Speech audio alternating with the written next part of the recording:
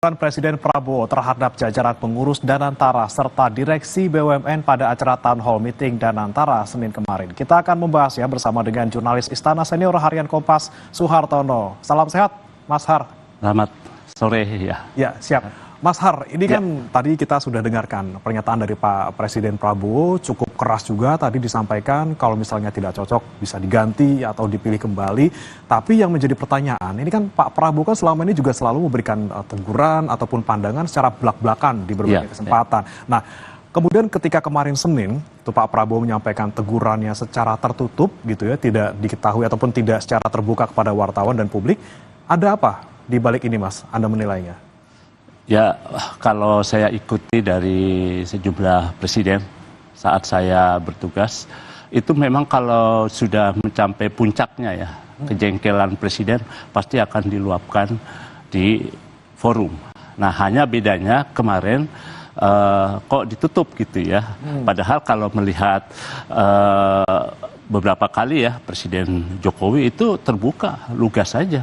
Jadi kita wartawan dan juga publik bisa melihat langsung gitu ya.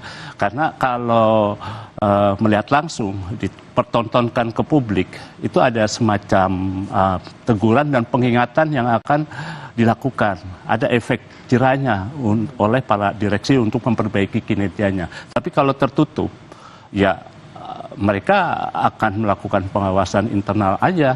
Ya semoga aja nanti Pak Prabowo mengontrol kembali ya 1 bulan atau 2 bulan apakah betul kekhawatiran dia direksi BUMN itu masih kinerjanya rendah, malas-malasan dan tidak kompeten gitu ya.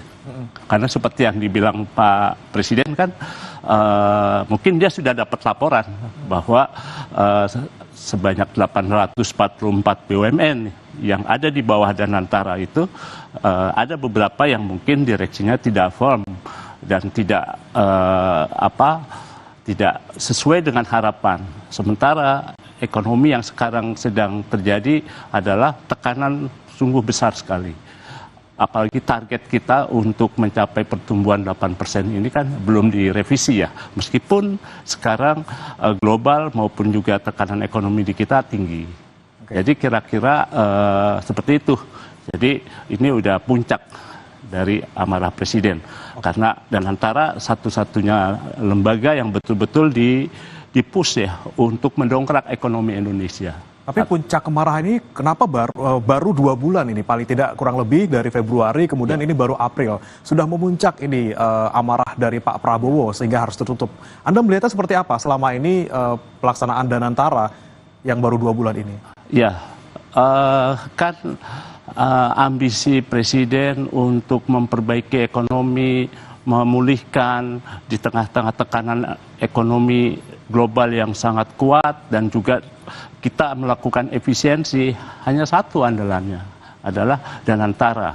Sehingga pengelolaan investasinya betul-betul didorong sehingga diharapkan 2 bulan ini sudah ada hasil ya. Mungkin 2 bulan ini belum kelihatan apa-apa ya, sehingga Pak Prabowo menyuarakan itu gitulah. Kok nggak ada, mungkin ada laporan ternyata ada beberapa direksi BUMN yang dianggap tidak firm lah ya. Jadi langsung dilampiaskan di depan forum itu yang awalnya juga kelihatannya kan agendanya kan hanya pemaparan strategi ya, tapi tiba-tiba menjadi evaluasi presiden. Tapi kemungkinan dalam waktu dekat akan ada penggantian nggak, Mas Har? Kalau misalnya melihat tadi yang disampaikan oleh Pak Prabowo, baru 2 bulan loh. Kalau melihat sosoknya Presiden Prabowo, pasti akan didorong itu.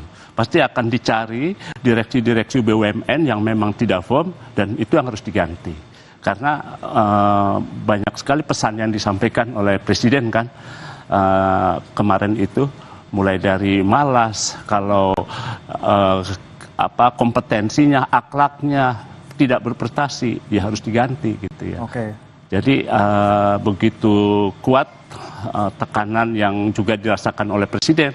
Jadi kamu jangan enak-enakan saja gitu ya. BUMN kan selama ini mungkin dengan gaji yang tinggi dan di tengah situasi begini dituntut untuk lebih bekerja keras. Tapi kalau Anda melihat ya Mas Har, dengan adanya tertutup seperti ini, adakah teguran yang terlalu sensitif sekiranya kalau misalnya disampaikan secara terbuka ke publik sampai harus, ya itu tadi, ditutup? Ada teguran yang kira-kira terlalu sensitif nggak?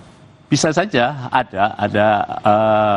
bisa saja misalkan yang kita selalu tahu ya, waktu saya liputan di keuangan di DPR, itu kan BUMN kita selama ini sering digunakan ya oleh oknum-oknum politisi gitu ya untuk mendanai baik pribadi maupun lembaga maupun partai. Nah, barangkali hal-hal seperti itu yang diinginkan oleh Pak Prabowo. Jadi jangan sampai ada penggunaan dana yang masuk ke partai politik. Apapun partai, termasuk partainya sendiri gitu ya. Jadi itu hal yang sensitif yang mungkin dikhawatirkan akan menyinggung gitu ya. Karena kan Presiden Prabowo ini dukungan politiknya tinggi sekali ya. Dari hampir semua partai politik mendukung ya. Jadi dia perlu kehati-hatian dan tidak perlu didengar gitu loh. Meskipun sebetulnya ada sesuatu yang mendasari Pak Prabowo kemudian kenapa tertutup. Tapi Mas Har, terakhir ketika sudah ada teguran seperti ini, Anda melihatnya ke depannya Danantara juga akan bisa lebih baik seperti itu?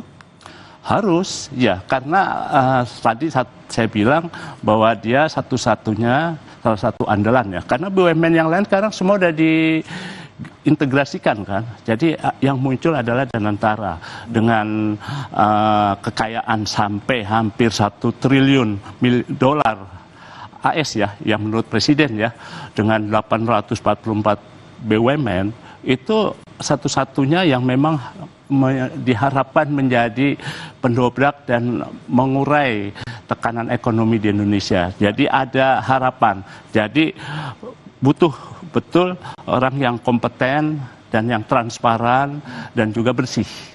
Dan juga betul-betul punya hasil sehingga 3 bulan ini diharapkan sudah kelihatan jeripayanya itu. Kita harapkan semoga teguran dari Pak Prabowo ini memecut tadi para direksi BUMN dan juga para petinggi di Danantara, dan semoga tadi ya target Indonesia yang pertumbuhan ekonomi 8% bisa terwujud. Terima kasih. Betul. Senior ya.